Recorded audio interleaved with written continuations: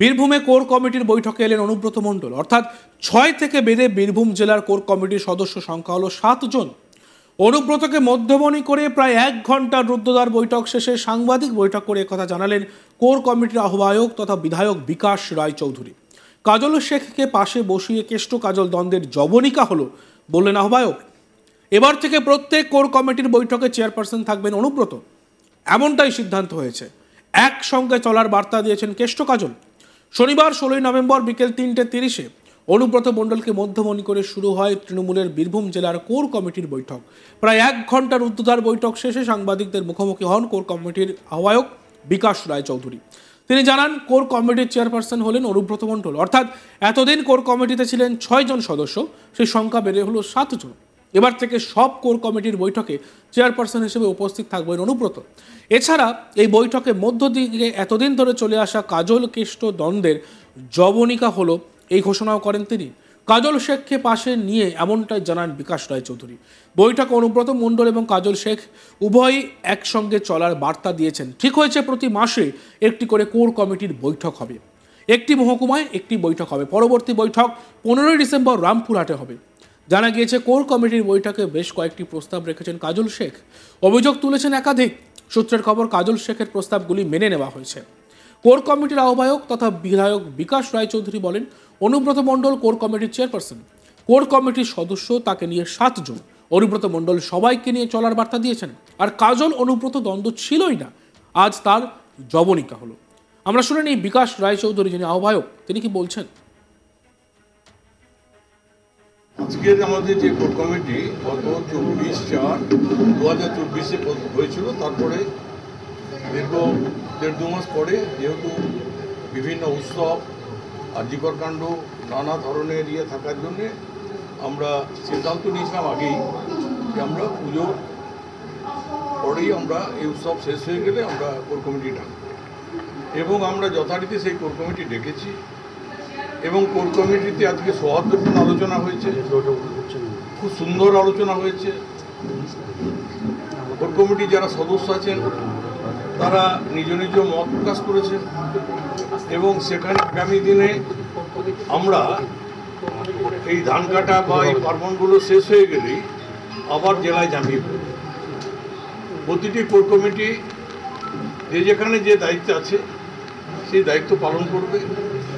এবং কলকাতায় দিদি নেত্রী, মহান নেতা, আমাদের সকলের নেত্রী, আমাদের মুখ্যমন্ত্রী, আমাদের দলের চেয়ারপারসন, তিনি যেভাবে নির্দেশ দিয়েছেন সেই নির্দেশ মতো আমরা কাজ করছি এবং আগামী দিনে কাজ করব।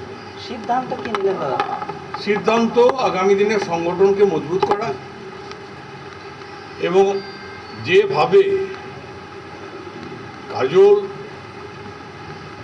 অনুব্রত এই যে গান হচ্ছিল তার জবনিকা হলো, কোনো দ্বন্দ্বদের মধ্যে ছিল না এবং প্রচারটা বেশি হয়েছে। আজকে সেটা প্রমাণ হয়ে গেল। আমরা সবাই একটা জায়গায় আছি, এক ছাতার তলায় আছি।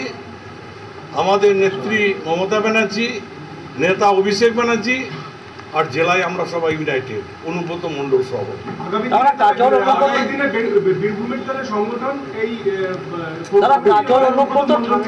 অনুব্রত মণ্ডলকে নিয়ে আমরা সবাই একসাথে লড়াই করব এবং জেলাকে আরো মজবুত করব। নিশ্চয়ই সেভাবে আলোচনা পরিপ্রেক্ষিতে সবকিছু হবে। ঠান্ডা লড়াই, তা কি অবসান হলো? কিসের ঠান্ডা লড়াই? কোনো লড়াই ছিল না। 2 বছর পর গরু পাচার ও আর্থিক তছরূপের মামলায় জামিন পেয়ে বীরভূমে ফিরেছেন অনুব্রত মণ্ডল। তার অবর্তমানে দলের সাংগঠনিক হাল ধরতে Trinamool supremo Mamata Bandyopadhyay core committee গঠন করে দিয়েছিলেন। অনুব্রত ফেরার পরেও কোর কমিটি বিদ্যমান। এই কোর কমিটিতে রয়েছেন রাজ্যের কারামন্ত্রী চন্দ্রনাথ সিংহ, বিধানসভার উপাধ্যক্ষ আশিস বন্দ্যোপাধ্যায়, জেলা পরিষদের সভাধিপতি ফয়জুল হক ওরফে কাজল শেখ, লাভপুরের বিধায়ক অভিজিৎ সিংহ, সিউড়ির বিধায়ক বিকাশ রায়চৌধুরী এবং তৃণমূল নেতা সুদীপ্ত ঘোষ। 2 মাস কোর কমিটির কোনো বৈঠক হয়নি বলে সোচ্চার হয়েছিলেন অনুব্রতর যুযুদান হিসেবে পরিচিত কাজল। তারপরেই দেখা গেল দলনেত্রী মমতা বন্দ্যোপাধ্যায় কোর কমিটির বৈঠক ডাকার নির্দেশ দেন, আর সেই বৈঠকে অনুব্রত মণ্ডলকে নিয়ে করতে হবে এমনও নির্দেশ দেন নেত্রী। ফলে অনুব্রতের প্রত্যাবর্তনে এই প্রথম কোর কমিটির বৈঠক, অনুব্রতকে মধ্যমণি করে এই বৈঠক শুরু হয়। তাই বৈঠক ঘিরে টান টান উত্তেজনা ছিল দলের অন্তরে। সাংবাদিক বৈঠক শেষে কাজল শেখ কি বলেছেন আমরা শুনব। কোর কমিটি মিটিং পুরো বীরভূম ডিস্ট্রিক্ট নিয়ে আলোচনা হয়েছে। বীরভূম জেলার 167 গ্রাম পঞ্চায়েত ধরে ধরে আলোচনা হয়েছে। আগামী যে 26-এ নির্বাচন আসছে, সেই নির্বাচনে আমরা সকলে সংঘবদ্ধভাবে একত্রিত হবে, ইউনাইটেডভাবে কাজ করব। দলনেত্রীর নির্দেশে, আমাদের যুবরাজ অভিষেক বন্দ্যোপাধ্যায়ের নির্দেশে সেই সব বিষয় নিয়ে আলোচনা হয়েছে। অনুব্রত মণ্ডলের সঙ্গে কি আলোচনা হলো? আমরা সবাই মিলে একসঙ্গে আলোচনা করেছি। এখানে কোনো ব্যক্তি বিশেষে কোনো ম্যাটার করে না। আমরা 7 জন বসেছিলাম, দলনেত্রী এবং আমাদের যুবরাজ অভিষেক বন্দ্যোপাধ্যায়ের নির্দেশে আলোচনা করেছি, এবং কোর কমিটি কনভেনার আমাদের বিকাশ দা আমাদের সকলকে ডেকেছেন। আগামী দিনও যদি বীরভূম জেলার তৃণমূল সংগঠন আগামী দিনও যে মিটিংগুলো ডাকা হবে আহ্বায়ক হিসাবে বিকাশ দা আমাদের সকলকে ডাকবেন, এবং আমরা সকলে এসে এভাবে আলোচনা সাপেক্ষে কাজ করব। দাদা, কিছু অভিযোগ জানালেন আপনি? দেখুন, অভিযোগের বিষয়টা এখানে না আসাই উচিত, কারণ আমাদের দলীয় আভ্যন্তরীণ বিষয়। কোর কমিটির যে বিষয়গুলো আলোচনা হয়েছে সেটা দলীয় আভ্যন্তরীণ বিষয়, সে বিষয়টা বহিঃপ্রকাশ না করাই উচিত বলে আমি মনে করি।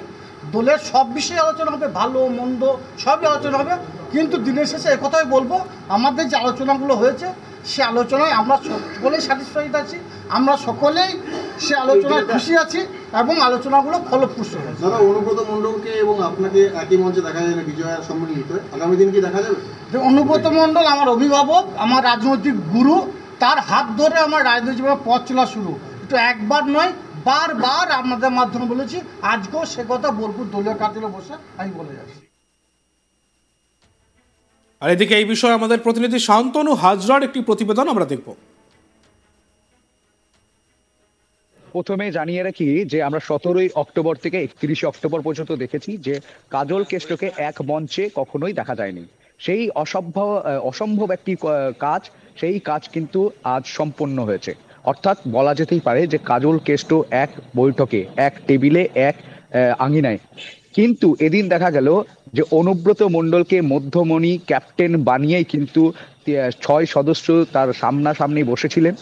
একদিকে ছিল বিকাশ রায় চৌধুরী, অভিজিৎ সিনহা, চন্দ্রনাথ সিংহ, অন্যদিকে সুদীপ্ত ঘোষ, কাজল শেখ ও রাজ্যের কারামন্ত্রী চন্দ্রনাথ সিংহ। তৃণমূলের দলীয় সূত্র মারফত খবর পাওয়া গেছে যে বিভিন্ন প্রস্তাব পেশ করেছিলেন কাজল শেখ, তার সেই সকল মতামত কিন্তু মেনে নেওয়া হয়। একই সঙ্গে কোর কমিটির অন্য এক অনুব্রত ঘনিষ্ঠ সদস্যের সাথে উচ্চবাচ্য কিন্তু হয়েছে। তো এই উচ্চবাচ্য কি হয়েছে তা কিন্তু এখন স্পষ্ট নয়। তবে এই বৈঠক প্রায় 1 থেকে 1 ঘন্টা খানেক বৈঠক চলে। দেখতে থাকুন আজ তাক বাংলা, সাবস্ক্রাইব করতে ভুলবেন না।